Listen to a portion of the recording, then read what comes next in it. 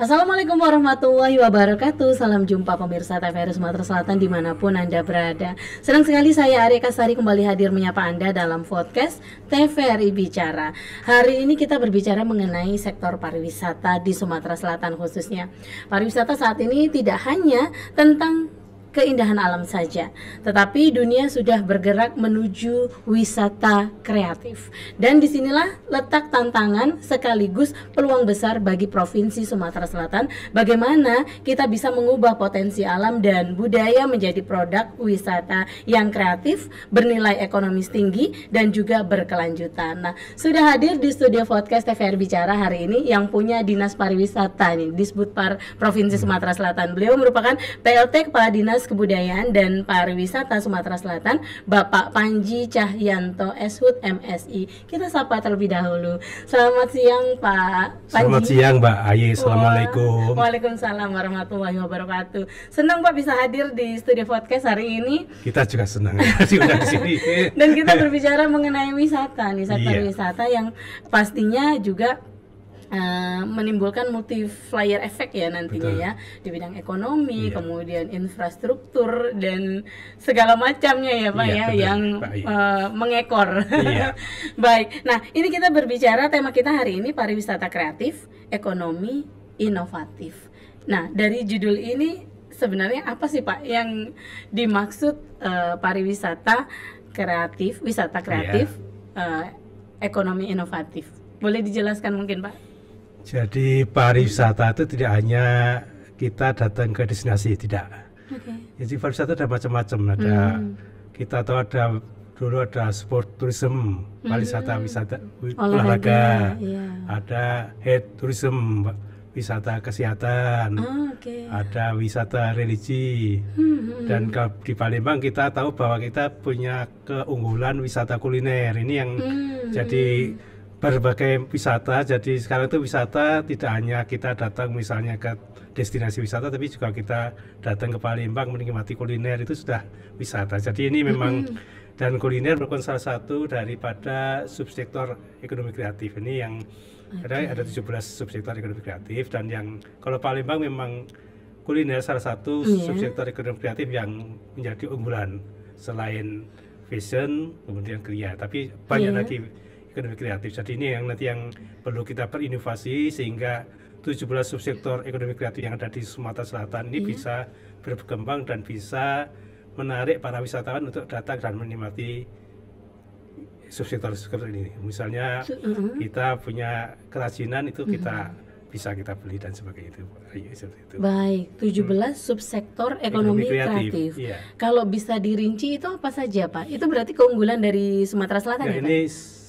Ini semuanya ada 17. Kita sebenarnya yang unggul itu adalah kuliner. Kita kulinernya tahu tadi ya, pempek dan sebagainya itu kan unggulan Sumatera apalagi Selatan. Sempat viral ya Pak, pempek tumpah gitu. Iya benar ini. Sampai kemudian ada lagi Wapres juga ikut ya. Kemudian ada lagi kita bisa fashion ya, ini termasuk kita punya songket, punya jumputan, punya batik Sumatera Selatan Wasta itu kan termasuk Sumsel, termasuk banyaklah pilihan itu. Kemudian kriya, kita juga punya kerajinan-kerajinan yang memproduksi kerajinan-kerajinan khas Sumatera Selatan. Tapi kita juga punya ada yang lain yang mungkin kedepannya bisa berkembang, seperti kita animasi anak-anak muda. Ini juga mungkin kemudian film. Jadi ada juga pemain-pemain film dan sutradara film yang ada di Sumatera Selatan.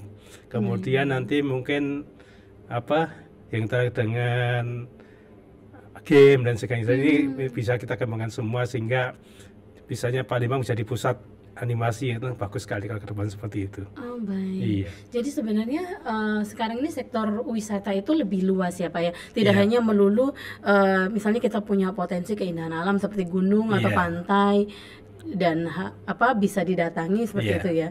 Jadi lebih tadi subsektor wisata banyak, itu. Nah kalau di Palembang atau di Sumatera Selatan memang lebih banyak ke sana ya Pak ya.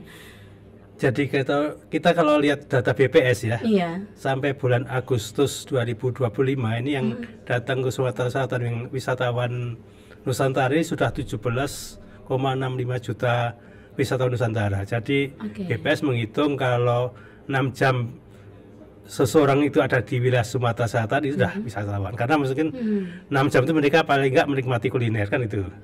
Kemudian wisatawan mancanegara pun sampai bulan Agustus sudah 1.138. Ini baru dari bulan Juli ya. Kan tanggal 18 Juli penerbangan internasional dibuka. Dan itu sudah cukup banyak lah wisatawan dari luar negeri. Dan yang agak menarik ternyata wisatawan luar negeri itu banyak dari Amerika. Ternyata setelah kita telusuri lagi, ternyata di bulan Juli itu ada di Puslatpur Batu Raja itu ada latihan tempur dan banyak tentara Amerika yang datang di Palembang. Ada eventnya. Event iya. Jadi ini kan dia datang itu tidak hanya datang, tapi paling enggak dia akan menikmati kuliner atau belanja di Palembang kan di Sumatera Selatan itu. Jadi sekarang wisata cukup banyak jenisnya, tapi kita juga perlu tetap mengembangkan destinasi wisata, tetap perlu juga karena ini salah satu tujuan orang untuk mencari healing atau di destinasi wisata itu.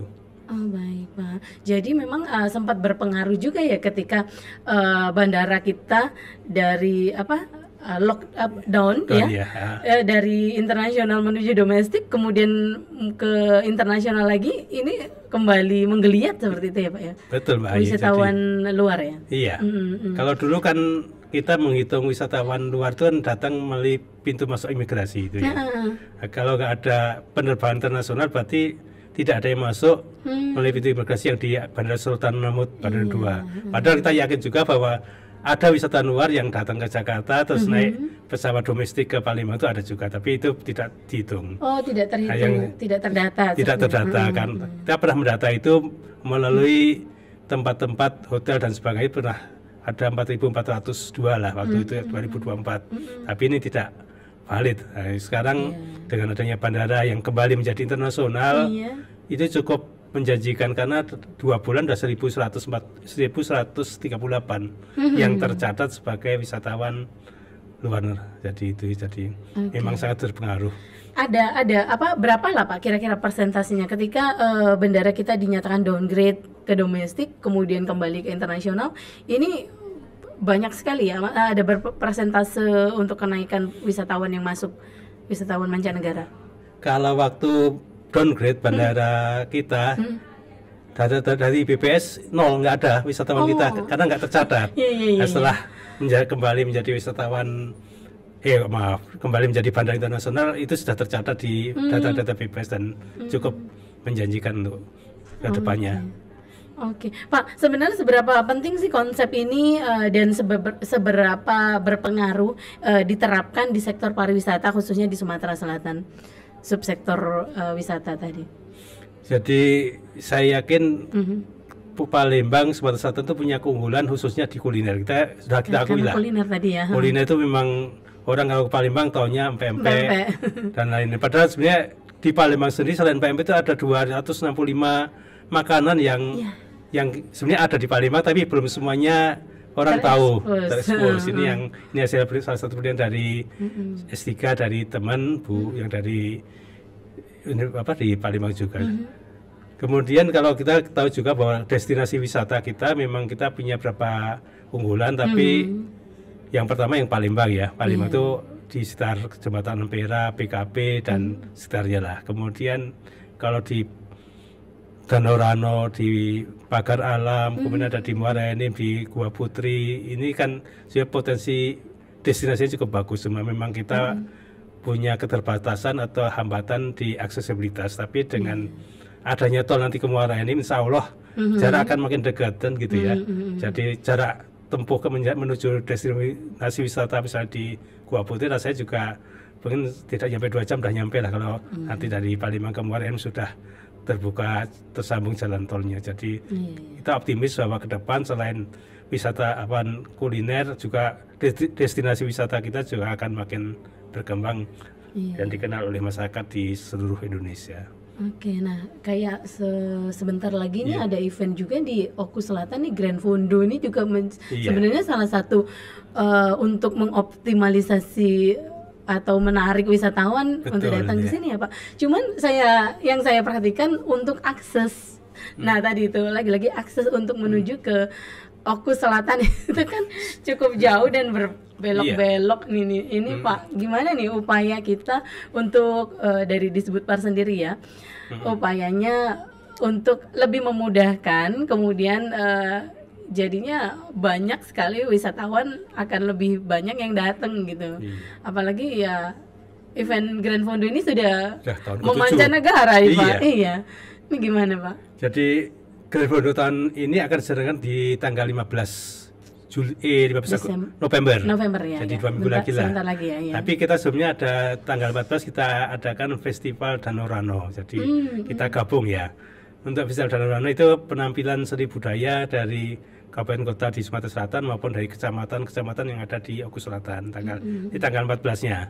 Kemudian tanggal 15 pagi kita start flag ya untuk race maupun fun bike untuk Grand Fondo. Jadi ini tahun ke-7 dan kami juga paham bahwa memang aksesibilitas memang agak lumayan, maka kami bekerjasama juga dengan ASITA, Asosiasi Biro Perjalanan, untuk menawarkan paket wisata. Jadi kita ada paket yang setengah hari, ada paket yang full day. Jadi nanti masyarakat atau penggemar sepeda selain datang untuk bersepeda juga bisa menikmati keindahan wisata di Danau Rano dan sekitarnya. Ini kita juga berusaha untuk ini sebagai pemicu aja ya untuk SRGP-nya ya, tapi dampaknya itu kan yang perlu bahwa masyarakat tahu bahwa di situ ada destinasi wisata yang menarik dan bisa diulang lagi untuk dikunjungi ini. Jadi selain itu juga kami sudah mulai mempromosikan dan alhamdulillah sampai minggu depan sudah hampir 1.500 yang terdaftar melalui linknya yang diisi ya. Kan kita kerjasama dengan Ikatan Sepeda Sport Indonesia ya. Jadi ini sudah yang dan ini kita juga terus mempromosikan secara masif agar jumlah peserta baik yang race maupun yang fun bike ini bisa lebih banyak lagi, karena dampaknya sangat cukup signifikan terhadap ekonomi masyarakat di sana ya. Iya benar. Oke, jadi memang berbicara masyarakat lokal ini sebenarnya juga harus dilibatkan ya, benar, ya? Itu, ya. Dan juga terlibat gitu ya, betul. Dan meningkatkan mungkin yang ekonomi kreatif seperti UMKM di sana juga ya Pak ya. Betul, nah ini kalau perhatian pemerintah dari segi para pelaku ekonomi kreatifnya juga gimana nih Pak? Misalnya merangkul masyarakat di daerah setempat gitu. Untuk yang SRGF kita kemarin sudah rapat dengan Pak Bupati Oku Selatan dan kita sepakat menyiapin tenda khusus untuk UMKM yang ada di situ, untuk masyarakat situ. Jadi kita siapin tempat khusus untuk dia menjajakan, menawarkan hasil-hasil UMKM di masyarakat setempat ke para pengunjung. Selain itu juga kita coba untuk merchandise untuk kenang-kenangan sinemata terhadap acara event Grand Fondo ini. Jadi ini nanti kita libatkan dari Palembang maupun dari sana ya. Kemudian untuk mengembangkan ekonomi kreatif sendiri kita juga ini di seksinya Bu Vita kemarin sudah mengadakan juga pelatihan BIMTEK dan sebagainya. Jadi kita terutama untuk menyusur generasi anak-anak muda yang kuliah, siswa kelas 3 SMA. Kemarin kita mengadakan BIMTEK game sama animasi, dan ke depan coba akan kita kembangkan dengan mengadakan lomba-lomba seperti itu. Jadi antar anak-anak muda supaya dia menyajikan karyanya, kemudian kita nilai, kemudian kita beri apresiasi ke anak-anak muda tersebut. Jadi akhirnya kan seperti itu lebih banyak lagi orang yang akan berusaha untuk menampilkan kemampuannya, menunjukkan hasil pekerjaannya di kita. Jadi mudah-mudahan selain yang sudah kuliner dan sebagainya juga ada subsektor lain yang mungkin bisa dikembangkan anak-anak muda di Sumatera Selatan dan di Palembang khususnya itu. Berarti itu menyasar Gen Z lah ya Pak benar, ya. Karena jadi kita tidak memungkiri karena perkembangan teknologi, digitalisasi juga kira-kira potensinya kalau di Sumatera Selatan akan cukup banyak ya. Iya, karena misalnya dari Polsri itu ada jurusan-jurusan itu, kemudian ada beberapa SMK yang punya mata pelajaran terkait dengan teknologi digital dan sebagainya. Itu ternyata cukup banyak, dan kemarin kami adakan dengan berapa peserta itu 41 angkatan ya. Itu kemarin masih ada beberapa daerah yang kenapa kami nggak diundang gitu kan gitu. Jadi ke depan kita banyak-banyak pilihan untuk terkait dengan beberapa subsektor ini untuk kita coba adakan dengan pola-pola yang berbeda sehingga anak-anak yang bisa berpartisipasi lebih banyak lagi itu. Berarti harus gencar sosialisasi juga ya Pak, promosi. Ya, jadi mereka yang belum tahu mungkin ya apa tadi bukan tidak diundang karena mungkin belum karena memang kita punya keterbatasan juga. Iya, kita misalnya cukup kuotanya 40 peserta, kita kan ya 40 dulu lah nanti. Tapi makanya kita ke depan juga dengan pola yang bisa dengan anggaran yang sama bisa lebih banyak lagi orang yang bisa menunjukkan kreativitasnya gitu ya. Iya, betul. Nah, Pak, ini juga beberapa event yang baru-baru ini diselenggarakan di Kota Palembang dan Sumatera Selatan ya. Karena memang Sumatera Selatan khususnya Kota Palembang ini juga terkenal dengan sport tourismnya tadi kan. Dengan event Pornas Korpri yang baru-baru saja. Kemudian Polparnas juga, insan pariwisata yang baru saja di Poltekpar. Di Poltekpar. Nah, ini gimana Pak? Dinas Kebudayaan dan Pariwisata sendiri merangkul insan-insan pariwisata untuk mengadakan event-event yang memang akhirnya menarik gitu wisatawan untuk datang ini. Jadi kita setiap tahunnya itu kan meluncurkan kalender of event COE ya. Jadi semua event-event yang terjadwal di 17 kabupaten kota itu kita rangkum dan kita launching. Mungkin yang untuk tahun ini kita kalau nggak di akhir November di awal Desember lah. Palembang juga akan mengadakan launching juga untuk Palembang karena event yang paling banyak di Kota Palembang. Iya. Tapi kita juga 16 kabupaten kota yang lain juga kita launching untuk sesumsel kan gitu. Ini salah satu upaya dari teman-teman di pariwisata untuk memperkenalkan event-event yang ada di masing-masing daerahnya. Kemudian selanjutnya kita juga kayak kemarin kita juga terlibat di kepanitiaan juga ya. Baik di Pornas Korpri maupun di Pekan Olahraga Pariwisata Polparnas itu jadi kita juga terlibat dan alhamdulillah memang ternyata dampak daripada Pornas Korpri terhadap jumlah permintaan kuliner khususnya pempek itu cukup signifikan. Jadi kalau biasanya cuma 11 ton per hari, kemarin sampai 23 ton per hari. Jadi waktu Pornas itu hampir 100 lebih lah permintaan empek-empek untuk dikirim keluar Sumatera Selatan ke Palembang. Ini jadi ini memang ya Pak. Iya untuk oleh-oleh jadi hampir 200 lebih lah, 100% lebih ya. Ini jadi memang ada event itu pengaruhnya sangat cukup banyak, cukup besar. Kita lihat baru empek-empeknya, belum yang lain. Hotel full, kemudian biro persewaan kendaraan juga full juga. Dan kan kita juga yang kain-kain jemputan, songkat mungkin saya yakin juga akan perdagangannya juga akan naik juga signifikan. Jadi cukup signifikan terhadap pertumbuhan atau kemanfaatan ekonomi bagi masyarakat Sumatera Selatan adanya event-event seperti itu ya. Jadi memang ke depan kita juga harus berupaya untuk menarik event-event baik di tingkat nasional maupun internasional biar diadakan di Palembang karena Palembang punya kelebihan pertama dari sisi jumlah kamar hotel kita punya 11.000 kamar hotel. Dari hotel bintang 5 sampai Melati ya. Kemudian jarak dari Jakarta kita cuma 55 menit dengan pesawat dan itu pun bisa ditempuh melalui darat tidak jauh juga kan itu. Jadi kita punya kelebihan itu yang fasilitas olahraga kita cukup lengkap, adanya Sakabaring Sport Center dan sebagainya. Jadi ini yang menjadi penarik atau supaya event-event itu bisa dijalankan di Palembang Sumatera Selatan itu. Jadi masih unggul lah ya Pak ya kalau untuk sport tourism karena ada Jakabaring Sport punya kelebihan itu ya. Baik. Nah Pak, kira-kira apa sih tantangan terbesar dalam menarik wisatawan di era digital seperti saat ini? Nih.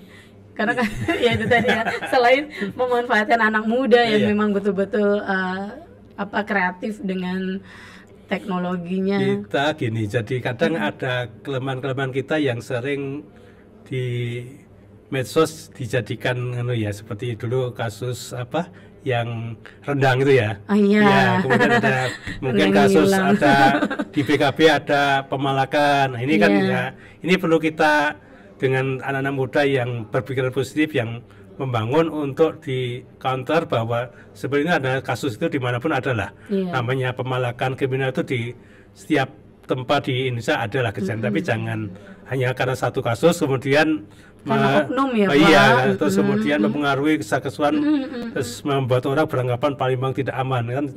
Ini yang perlu kita juga melibatkan generasi muda khususnya yang bergerak di bidang medsos untuk mengkantor hal-hal yang seperti itu terjadinya cuma sedikit tapi terus mempengaruhi, membuat persepsi orang jadi nggak bagus itu ya.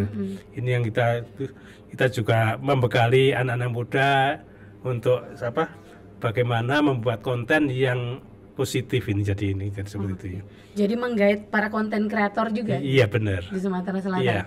Mungkin ada kerjasama gitu dari Dinas Kebudayaan dan Pariwisata bersama dengan para konten kreator di Sumatera Selatan ini. Iya, kita memang kan kalau pariwisata kita kenal pentahelik itu ya. Iya. Ada birokrasi, ada pengusaha, ada dosen, ada para pelaku wisata dan sebagainya. Ini kan dari situ ada komunitas-komunitas atau orang-orang yang konten kreator juga yang sering kita bergabung, ngobrol, diskusi terkait dengan, karena kalau Palembang positif kan mau nggak mau jumlah kunjungan wisatawan juga banyak meningkat. Kemudian di situ juga ada tergabung asosiasi misalnya pemandu wisata, kemudian ada para pelaku biro perjalanan. Jadi ini saling terkaitan ya. Jadi ini memang yang akan kita kembangkan ke depan, bahwa ini kalau wisatawan atau pariwisata di Palembang dan di Sumsel maju, maka dampaknya ke ekonomi,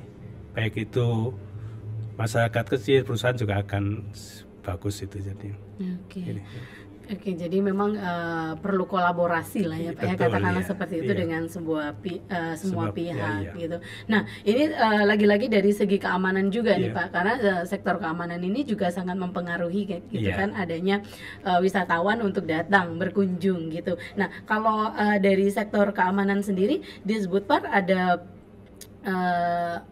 berkolaborasi gitu dengan siapa untuk meningkatkan keamanan Kamtipmas di wilayah Palembang, Sumatera Selatan? Ya pasti itu, karena salah satu kunci wisatawan mau datang adalah ada rasa aman itu kan.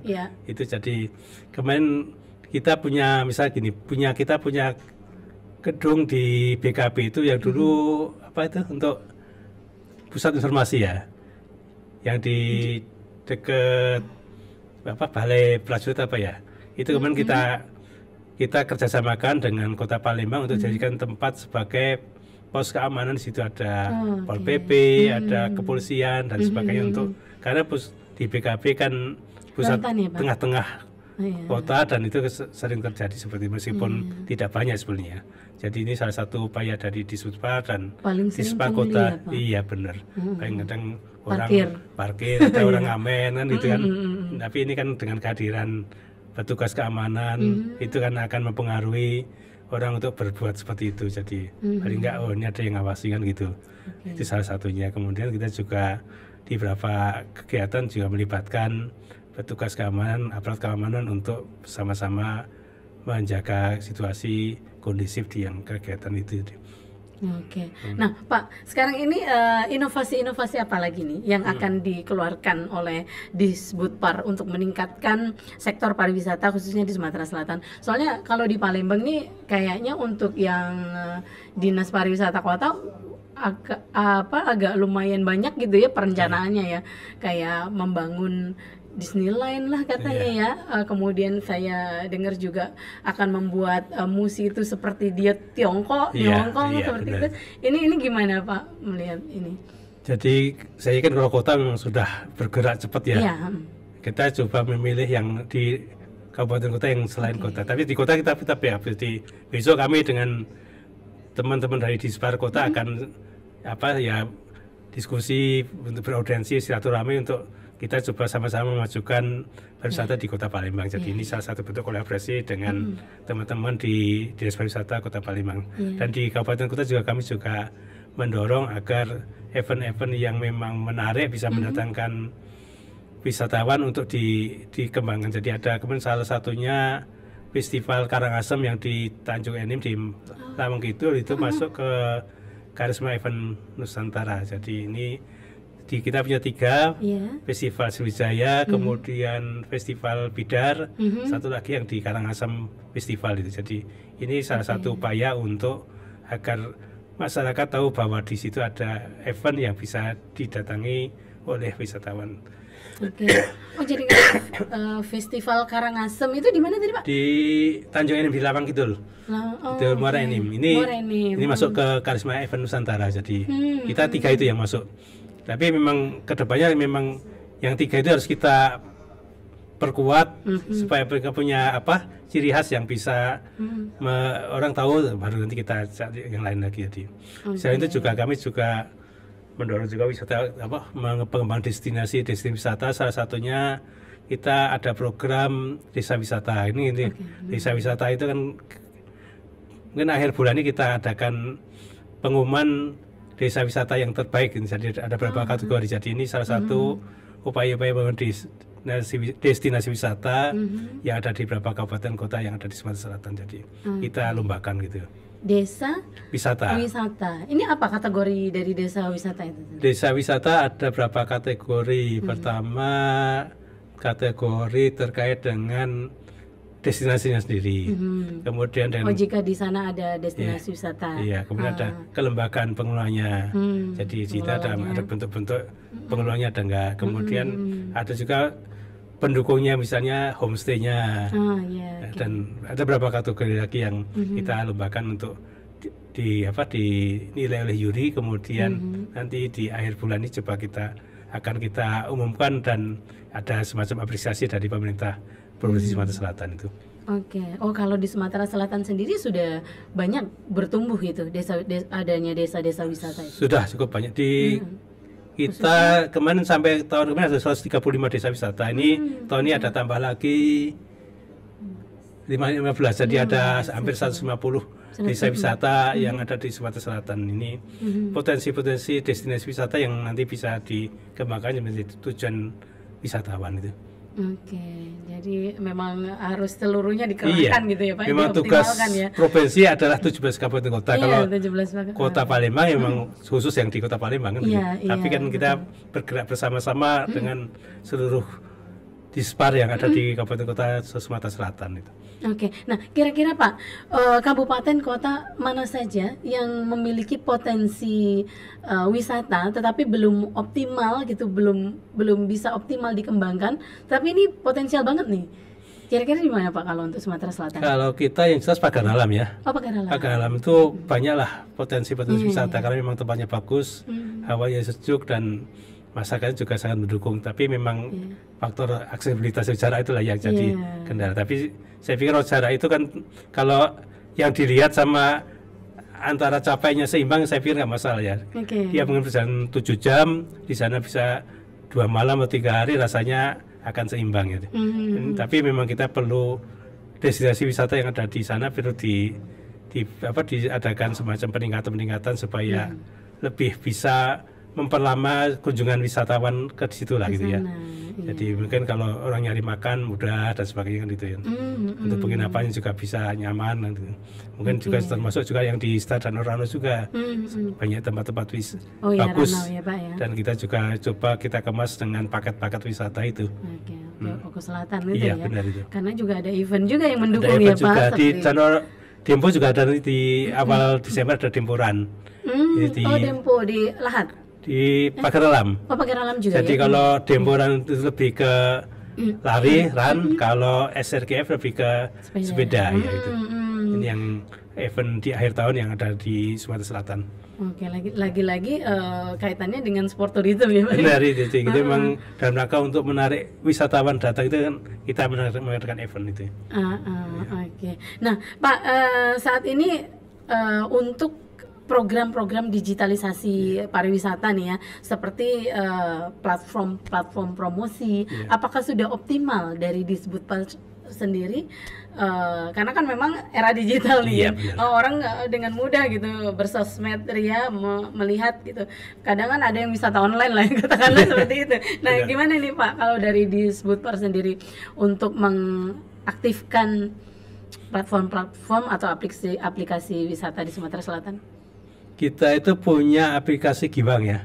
Giwang itu di situ semuanya adalah informasi terkait dengan tempat wisata, rumah makan, kemudian penginapan ada juga.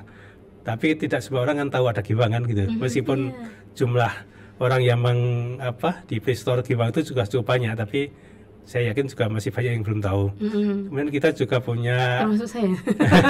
Giwang itu bisa di Play Store di Giwang itu ya. Iya. Tapi memang kemarin sempat ada gangguan waktu yang Android bisa tapi yang iPhone tapi sekarang kayaknya sudah bisa semua.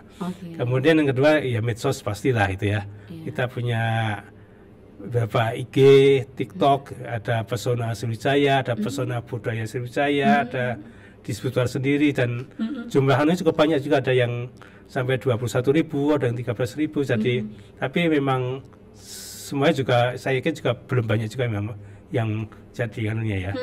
Jadi beberapa upaya ini kita lakukan supaya orang makin banyak tahu tentang pariwisata, tentang kebudayaan di Sumatera Selatan. Ini saya pikir akan lebih menarik untuk orang datang ke Palembang. Kita juga mengajak anak-anak, kita punya tim digital marketing ya, untuk yang secara rutin memposting tempat-tempat wisata, kegiatan-kegiatan kebudayaan dan wisata di medsos kita maupun di medsos Provinsi Sumatera Selatan itu. Karena kan sekarang ini pelaku wisatanya juga, pelaku ekonomi kreatifnya juga ini juga secara tidak langsung sebenarnya kalau misal dia posting apapun kegiatannya tentang mempromosikan budaya, juga mau tidak mau orang juga akan tertarik seperti itu ya. Lagi-lagi konten kreator gitu benar itu emang sekarang zamannya seperti itu. Zamannya seperti itu. Jadi dengan konten kreator, dengan mengubah persepsi orang supaya yang bagus jadi lebih bagus kan gitu kan. Jadi membuat orang tertarik untuk datang untuk membeli hasil-hasil kerajinan dan sebagainya gitu. Itu perannya sangat besar sekarang. Sangat besar, betul. Nah, kalau dari Disbudpar sendiri ada nggak Pak contoh nih kisah suksesnya para pelaku ekonomi kreatif lokal yang bisa diajak untuk berkolaborasi seperti itu? Sebenarnya ada, cuma memang ini prosesnya masih panjang ya. Jadi kita dulu ada ini yang di mana? Yang di Burai itu ya. Ada Songket ya? Songket itu kan kita juga ini satu menjadi satu kemasan terkait dengan desa wisata. Jadi desa wisata itu kita kemas juga dengan kerajinan-kerajinan masyarakat yang bisa menjadi penunjang daripada wisata sendiri. Jadi ini kita di Desa Burai kita jadikan semacam desa wisata yang sempat dikunjungi oleh teman-teman dari luar, wisata dari luar. Jadi kita ada IM Gauno juga ya. Iya, waktu itu ada IMGT ya. Jadi kita ajak ke situ karena memang kebetulan jalannya tidak terlalu jauh dari Palembang lah ya. Jadi ini memang sangat layak untuk dikembangkan, dan ini memang perlu dibuat semacam keberlanjutan. Jadi jangan sampai nanti setelah tidak ada event terus agak kurang turun. Jadi itu perlu juga teman-teman kita, terutama di tim DM, kemudian selalu di-update ya. Jadi ada beberapa lagi yang kemarin juga kita ke daerah OI juga, di Songket juga, kemudian kayak misalnya di Tuan Kentang itu kan ada pusat jemputan dan sebagainya. Kita selalu kita update supaya orang tahu kalau beli jemputan di situlah kan gitu. Jadi tempat-tempat tujuan wisata terutama untuk ibu-ibu ya yang belanja kain biar bisa diajak ke situ itu. Ini termasuk juga wisatawan juga, meskipun orang datang ke Palembang beli kainan gitu. Nah, sebenarnya boleh Pak minum dulu? Iya, Pak? Agak santai karena 1 jam kita. Nah, sebenarnya Wastra Sumsel ini juga bisa menjadi kekuatan ya Pak ya untuk Sumatera Selatan, karena memang wastranya ini sudah diakui gitu ya, bahkan ke dunia songket, jemputan. Nah, tapi yang saya datangi di beberapa daerah seperti di Tuan Kentang lah ya katakanlah, ini banyak yang gulung tikar loh Pak. Pengrajinnya. Nah, ini ada faktor-faktor kan, pasti faktor-faktor tertentu yang gimana kalau Disbudpar melihat dari segi apa, kira-kira faktor apakah yang membuat para pengrajin ini banyak yang gulung tikar? Jadi kita melihat memang namanya usaha itu secara alamiah ada persaingan ya. Jadi kadang yang sini maju, yang ini karena mulai kalah sama ini, jadi akhirnya bergulung tikar. Jadi memang ini yang perlu untuk menambah pangsa pasar. Jadi kemudian juga kualitas daripada produk juga harus perlu ada yang satu yang warnanya tidak mudah-mudah, ada yang tahan lama, pudar lama-lama kan dari orang tahu beli aja di tempatnya siapa kan gitu ya. Ini juga perlu, jadi memang kita tetap juga perlu untuk bimbingan dengan melibatkan pihak-pihak lain, misalnya dari Bank Indonesia, dari perbankan, dari mana-mana, untuk mereka punya binaan-binaan yang dari sisi kualitas produk dan dari sisi promosi produknya bisa dibantu. Jadi kalau menurut saya ya kita harus juga mempromosikan produk supaya orang yang membeli lebih banyak lagi kan gitu ya. Tidak hanya 10, kalau di pengrajin 10 juga akan mesti ada yang gulung 3, tapi kalau pengrajin 10 yang beli misalnya 100 kan akan yang lama tetap ada, yang baru juga tumbuh gitu. Jadi perlu juga kita membantu promosi terkait dengan produk-produk kerajinan-kerajinan yang tentang masalah ya, dan juga agar kualitas produknya juga tetap lebih bagus kan gitu. Ada peningkatan kualitas produknya juga. Apa mungkin juga karena munculnya apa kain-kain printing yang ya itu memang tantangan di situ juga. Pertama dari sisi harga mungkin lebih murah. Kemudian dari sisi orang kalau lihat sekilas juga tidak akan tahu ini printing atau kerajinan tangan. Jadi ini tantangan kita, tapi memang kita ada dekranasta yang coba-coba untuk mempromosikan ini yang barang-barang memang kerajinan masyarakatan gitu ya. Jadi perlu adanya labelisasi ya kalau ini ini asli ini gitu dari Disbudpar gitu. Kita memang ada mengembangkan jadi hak cipta dan sebagainya. Jadi memang ini bertahap karena memang tidak semua orang bisa ngurus itu ya. Tapi memang tantangan kita terkait dengan semacam printing dan sebagainya itulah. Orang dengan harga yang murah di toko-toko mungkin bisa didapat. Sementara kalau kita ke Tuan Kuntang mungkin jaraknya lumayan dan untuk masuk juga mungkin ada pasar dan sebagainya. Tapi sebenarnya itu yang menarik itulah. Yang menarik orang untuk datang ke sana. Selain itu ada di situ kan ada juga misalnya tempat makan yang menyajikan makanan khas Palimbangan di situ. Kalau ada paket-paket semacam itu yang betul kita kemas supaya selain belanja juga mereka bisa menikmati kuliner asli Palimbangan gitu. Di pinggir Sungai Ugan lagi kan menarik itu sebenarnya. Nah, kalau dari pemerintah Provinsi Sumatera Selatan sendiri Pak, ada nggak strategi untuk memperkuat nih sinergi pariwisata dengan ekonomi kreatif? Ada, jadi kita mungkin di minggu depan atau akhir bulan ini juga akan mengadakan rapat kerja ya, dengan melibatkan seluruh kabupaten kota yang menangani pariwisata, kebudayaan maupun ekonomi kreatif. Jadi kita raker mungkin sehari atau tapi yang efektif. Jadi ini kita menyampaikan persepsi supaya kita itu ada 3 subsektor yang ditangani oleh Disbudpar. Pertama dari sektor pariwisata, ekonomi kreatif maupun kebudayaan kan. Jadi ini 3 subsektor ini saling menunjang. Jadi ekonomi kreatif, ekonomi kreatif maupun kebudayaan, dinas kebudayaan dan pariwisata. Jadi ini yang kita kolaborasikan dengan teman-teman di kabupaten kota supaya ke depan kita punya tujuan yang sama, yaitu meningkatkan nilai tambah para pelaku ekonomi kreatif kan gitu. Jadi memang salah satu indikator kinerja kita adalah nilai tambah dari ekonomi kreatif itu. Nah ini berarti masuk ke inovasi jangka panjang juga ya Pak? Benar ya. Jadi. Nah kira-kira kalau untuk inovasi jangka panjang paling tidak 5 tahun atau sampai 10 tahun ke depan gitu untuk sektor pariwisata di Sumatera Selatan gitu, akankah jadi seperti apa? Ini udah ada rancangan nggak Pak? Jadi saya yakin dengan pertumbuhan wisatawan Nusantara tahun ini sudah sampai Juli sudah sampai Agustus ya, sudah 17,65 juta wisatawan. Dibandingkan tahun 2024 itu menaik pada periode yang sama ya, naik 56% lah lebih kurang.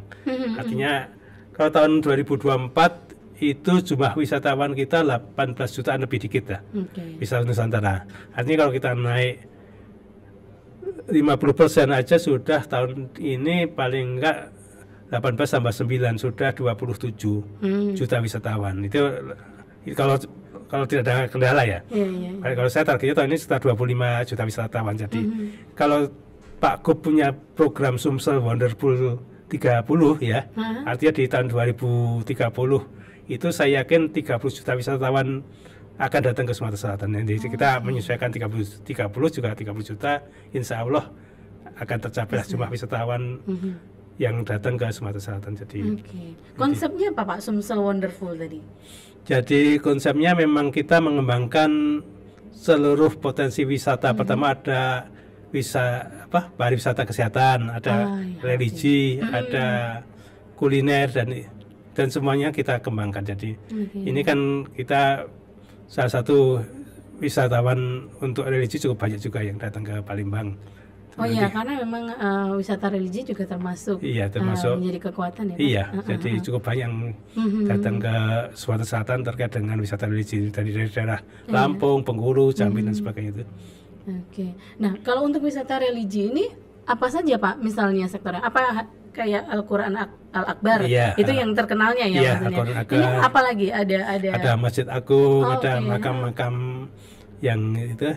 Makam-makam raja-raja dan para ulama Kimorogan itu jadi ini salah satu daya tarik orang datang untuk wisata religi. Jadi ini salah satu potensi, dan ke depan juga mungkin kita bersama dengan mungkin kalau Pak Kopan ada hit wisata kesehatan ya. Jadi jangan orang Palembang datang ke Malaka, tapi kalau bisa orang dari ke Palembang untuk berobat.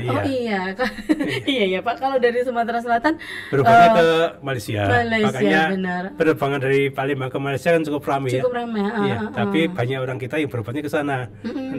Nah, kalau untuk mewujudkan pariwisata kesehatan ini apa nih Pak? Kira-kira itu juga penting ya sebenarnya. Ya, kita memang masih proses ya. Jadi makanya kita kan ada beberapa rumah sakit yang harus punya spesialis tertentu yang menjadi unggulan nih. Jadi ini yang perlu dikembangkan, misalnya Siti Fatimah apa, kemudian yang lain apa kan itu. Jadi orang kalau ada penyakit tertentu rujukannya ke rumah sakit apa itu kan jelas. Memang tidak bisa semua bisa unggulan, harus ada 1-2 yang menjadi unggulan atau rujukan orang untuk berobat itu. Tapi ini pasti juga berkaitan erat juga dengan pelayanan, Benar, Pak. Ya. Nah, bagaimana SDM ini melakukan pelayanan-pelayanan yang terbaik dan berstandar? Yang itu yang perlu keramah tamahan. Karena sugesti orang berobat itu kalau yang menerima itu ramah, paling enggak semangat untuk sembuhnya sudah cukup yakin lah. Baru nginjek di depan kata orang udah sehat gitu ya. Baru nginjek ke depan security-nya sudah membentak ya, jadi tambah sakit. Betul. Ini yang perlu juga sikap para pelaku pelayanan kesehatan dan sebagainya di Palembang perlu dikembangkan sikap yang ramah tamah dan sebagainya. Jadi attitude tadi ya Pak ya. Attitude benar. Luar biasa. Nah Pak, ini memang ternyata banyak sekali ya potensi yang dimiliki oleh Sumatera Selatan. Dari segi sektor pariwisata seperti itu. Nah kira-kira kita balik lagi nih dengan perencanaan pembangunan objek pariwisata seperti Disneyland, internasional ya, berskala internasional. Itu apakah relevan kalau dibangun di wilayah Sumatera Selatan kira-kira nih? Jadi kalau kita melihat sebenarnya kan pergerakan ekonomi di Palembang itu cukup tinggi ya. Orang kalau misalnya beli kopi di Palembang 30.000, bisa jadi kalau di Jogja cuma 20.000 atau 15.000. Jadi perputaran uang di Palembang itu cukup tinggi. Jadi orang Palembang kalau hari Sabtu Minggu banyak berlibur ke Lampung. Orang Palembang kalau punya belanja banyak ke Jakarta kan itu. Jadi ini kenapa kita tidak mengembangkan destinasi wisata terutama yang di sekitar kota Palembang. Makanya pemerintah kota itu kan akan membuat mini zoo dan sebagainya, ini yang memang kita perlu kita dukung ya. Jadi tapi memang ini perlu perencanaan yang matang, karena kalau misalnya kayak gini ya, mini zoo itu kalau saran saya sebetulnya nyari binatang-binatang yang biaya pemeliharaannya itu tidak mahal. Misalnya kayak burung yang pakannya cuma biji-bijian, atau mungkin mamalia yang pakannya daun-daun atau rumput-rumput. Kalau kita belum eksis, kalau kita misalnya kita beli harimau, itu kan pakannya daging, itu sangat mahal. Misalnya sehari 5 kilo udah hampir 1 juta kosnya dan itu sangat menarik kalau apabila harimau itu kurus atau tidak terpelihara. Kan ini kan karena harimau binatang yang dilindungi ya. Makanya kalau bertahap lah, kalau misalnya sudah ramai dengan kemampuan membiayai diri sendiri, cukup besar bisa dikembangkan dengan jenis-jenis yang memang langka yang cukup ini ya.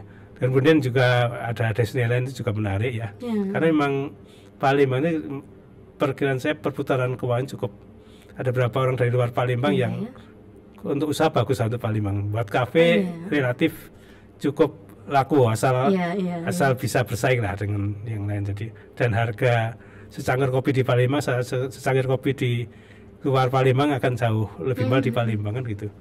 Ini mungkin. Menarik juga ya. Tadi yang mini zoo juga sebenarnya kita juga punya hutan wisata jantung atau paru-parunya kota Palembang kan, seperti Bunti Kayu gitu Pak. Nah ini apa ya? Jadi harus memanfaatkan lagi. Nah yang menarik lagi ternyata Bunti Kayu itu pengelolaan anggarannya juga pihak ketiga ya Pak. Jadi Bunti Kayu itu kan kewenangan daripada Departemen Kementerian Kehutanan ya. Dan itu dipihak-ketikan untuk mengelola Bunti Kayu dalam waktu tertentu kan gitu.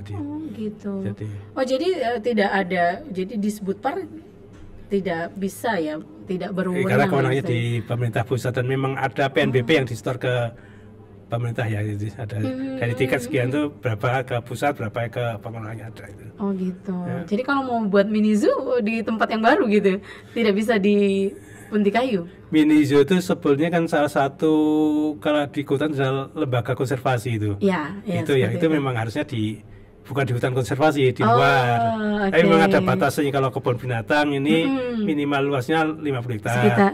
Kalau mini zoo minimal 10 hektar, itu ada ketentuannya. Jadi kalau menurut saya kalau memang 10 hektar kita mini zoo lah. Tapi kalau soalnya kalau misal saya lihat ya untuk hutan konservasi seperti Bunti Kayu itu sebenarnya bisa dioptimalkan kayak di Bogor itu Pak, taman safari ya. Taman safari.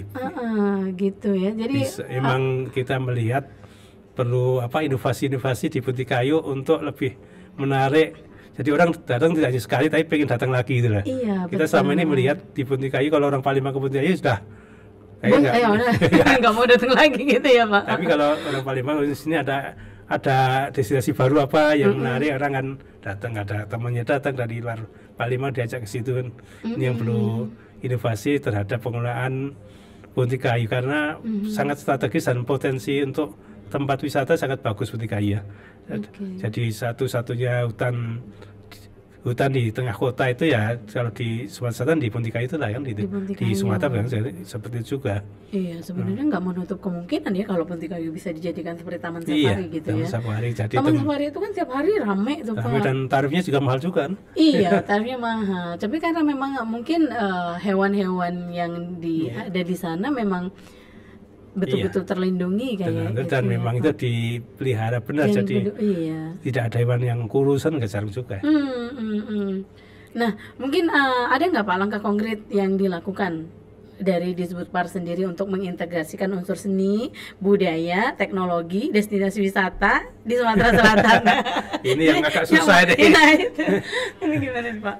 Jadi kita sekarang ini menggandeng asosiasi baik pemandu wisata, kemudian para pelaku biro wisata, kan mereka itu yang akan menjual ke konsumen, ke para wisatawan. Mereka yang akan cerita ya, bahwa di sana ada apa, di sana ada event apa, itu kan mereka yang akan cerita karena mereka memang kerjanya seperti itu, tugasnya seperti itu. Jadi kita mempersiapkan, mengkoordinasikan.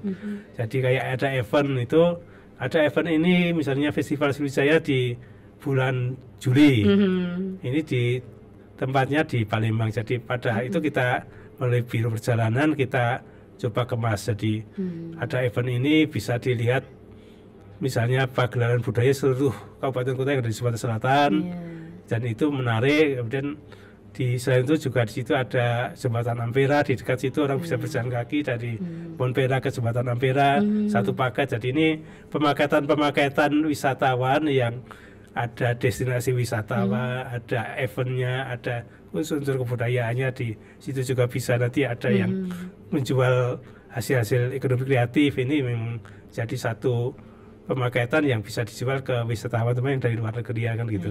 Ini yang kita coba kembangkan ke depan karena memang kita harus berkolaborasi dengan semua pihak terkait dengan pemasaran dan penyiapan tempat-tempat untuk destinasi wisata maupun kunjungan wisatawan ini.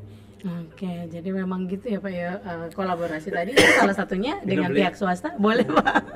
Dengan pihak swasta itu adalah dengan Asita tadi juga ya Pak ya? Asita dengan para pemandu wisata dan pemandu wisata. Karena mereka itu yang mendampingi wisatawan, misalnya ini pengen makan di mana, kan mereka yang menunjukkan kan, dan itu dipaketkan juga, jadi itu perlu saya.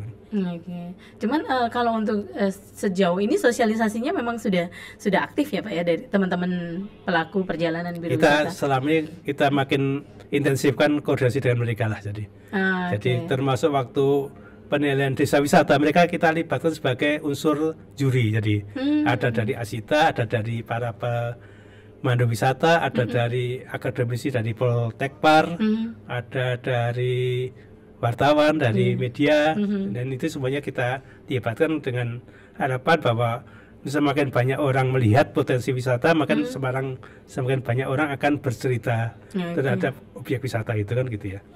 Nah kalau sejauh ini di Sbudpar juga memberikan wadah seperti ruang kreatif hub seperti itu dan juga inovatif center gitu Pak, sudah ada?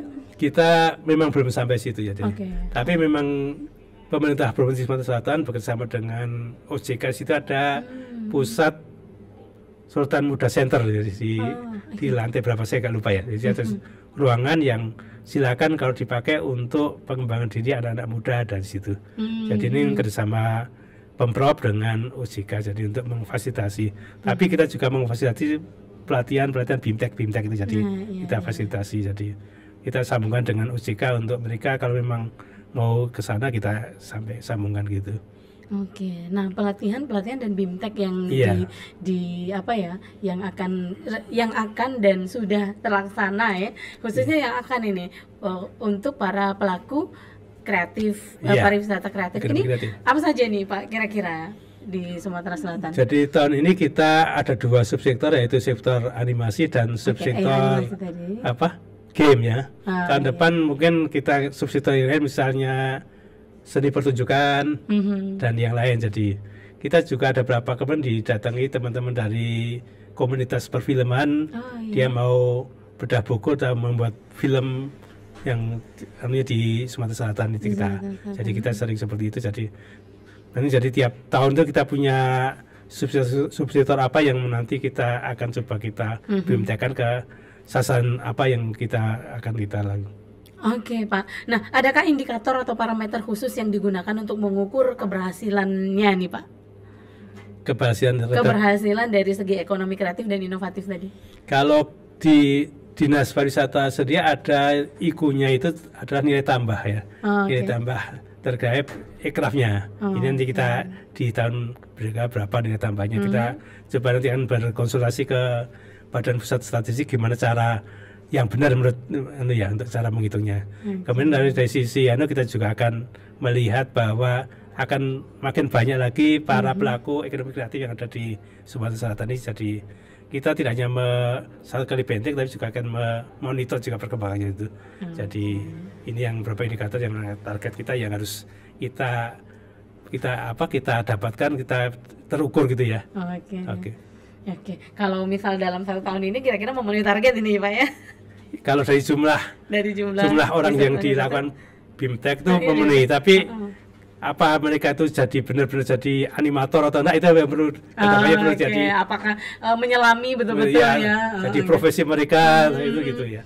Saya kan gini, karena ada beberapa animator yang mungkin orang Palembang tapi sekarang ke Jakarta ini yang tapi mereka alhamdulillah masih mau membimbing anak-anak adik-adik yang di Palembang ini, jadi suatu hal yang positif. Tapi menurut saya kalau kita jadi animator, jadi para pelaku game di Palembang pun masih bisa tumbuh lah, masih bisa berkembang lah. Baik, luar biasa ya, emang sektor pariwisata ini memang harus hidup dari semua lini gitu ya Pak ya.